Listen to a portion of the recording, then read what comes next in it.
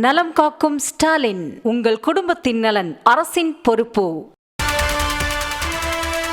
விருதுநகர் மாவட்டம் ஸ்ரீவில்லிபுத்தூர் அருகே பேரூராட்சி ஒதுக்கிய பாதையை மறைத்து ஆளும் கட்சி கவுன்சிலரே தண்ணீர் தொட்டி கட்டும் சம்பவம் அதிர்ச்சியை ஏற்படுத்தியுள்ளது. மம்சாபுரத்தை சேர்ந்த விவசாயி மதன் பேரூராட்சி நிர்வாகம் ஒதுக்கிய 30 அடி நீளமுள்ள பாதையை தனது நிலத்திற்கு செல்வதற்கு பயன்படுத்தி வருகிறார். இந்த சூழலில் பேரூராட்சி தலைவரின் கணவரும் கவுன்சிலருமான தங்கமாங்கனி வாகனங்கள் செல்ல முடியாத அளவுக்கு இந்த பாதையை வழிமறித்து தடுப்பு சுவர் அமைத்து தண்ணீர் தொட்டி கட்டி வருவதாக மதன் புகார் அளித்துள்ளார்.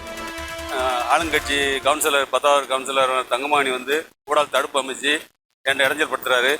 என்னென்ன கேட்டால், நீ ராசாட்ட காம்பரன் பண்ணு, இல்லைன்னா எனக்கு 10 லட்சம் கொடு, அப்புறம் தான் எடுப்பேன், இல்லைன்னா கொஞ்சம் போட மாட்டேன், இதனால் நான் சொல்லி என்னை ஆளை வச்சு மிரட்டிக்கிட்டு இருக்காரு. இது மன வருத்தமாகவும் எனக்கு விவசாயம் பாதிக்கும் ரொம்ப இதாக இருக்குது.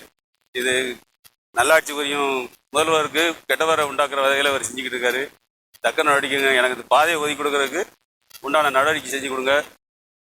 நலம் காக்கும் ஸ்டாலின், உங்கள் குடும்பத்தின் நலன் அரசின் பொறுப்பு.